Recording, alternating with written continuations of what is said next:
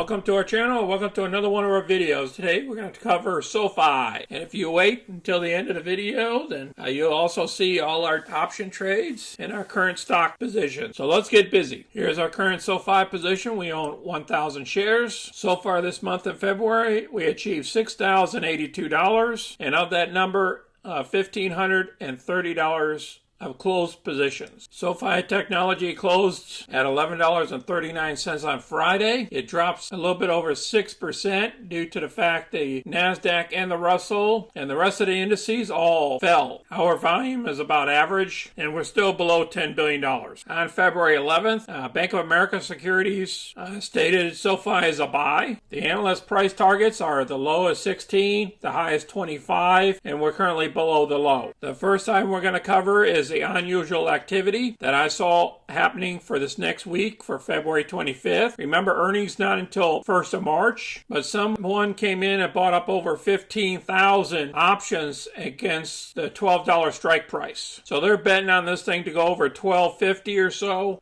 to be in the money. Let's get on with this news. Chart a course for $24 with SoFi shares. I believe it's going to go over 30 by the end of this year. Let's review it as a Word document. This article was produced by David Morrow. For years, SoFi was mostly known as an all-in-one personal finance app. It has definitely caught on quickly with consumers. The company added 377,000 new members during 2021's third quarter. Not only that, but SoFi recorded $277 million in adjusted net revenue during that quarter, marking a 28% year-over-year growth. So clearly the company is on the right track. Given those stats, it's surprisingly that traders have dumped their shares. In a moment, we'll assess the technical damage as well as the dip buying potential for enterprising investors. So let's take a closer look. Going back to where it all started, SoFi stock started trading on the NASDAQ on June 1st, 2021. This was a result of a SPAC merger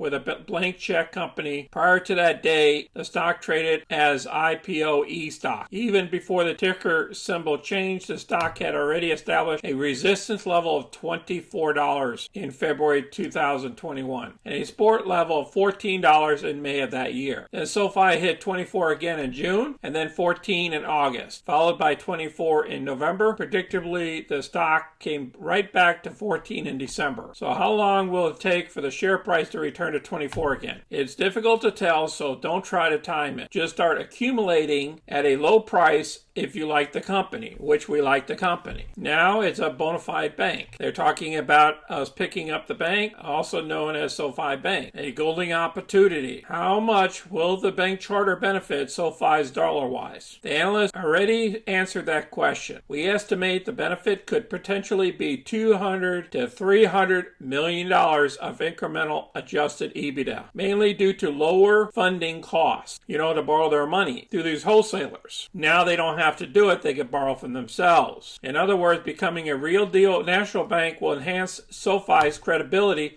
while probably also bolstering the company's bottom line. It's not probably, it's eventually we should be using. If that's not enough good news for you, then listen to this. Just recently, SoFi revealed that it has completed its acquisition of the bank.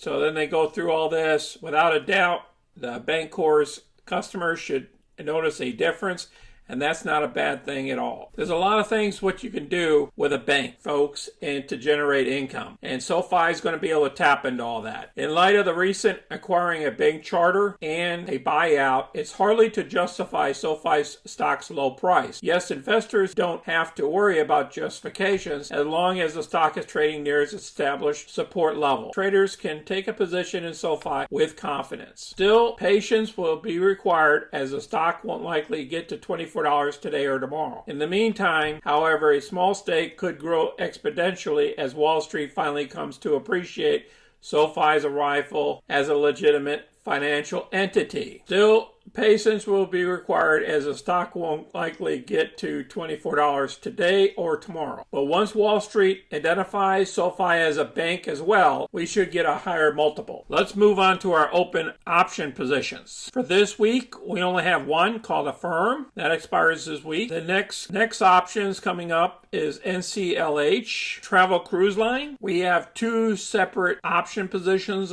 on the stock. And then we also got rid of one of our legs of GLNG. We still have the other leg to contend with. And then we also have Ford that expires on 18th of March. Then moving on to the 14th of April, we have two different stocks. One a healthcare and one is an oil stock called DVN. On our covered call side of the house, we have two positions. One is Open, which is a real estate company, was going to be declaring earnings soon, and AMD for the 18th of March. Our closed positions for February only. You can see all the profits and losses, different positions, and the total comes out to 45.69. Our current stock positions, there's only one new position, is PLTR, Palantir, due to the fact we were put the stock this past week. Nothing else has changed. Please smash that like button and subscribe. I appreciate everybody watching today. You guys take care of yourselves. If you have any questions or comments, please place them down below. Until next time, this is Sonny. I'm out.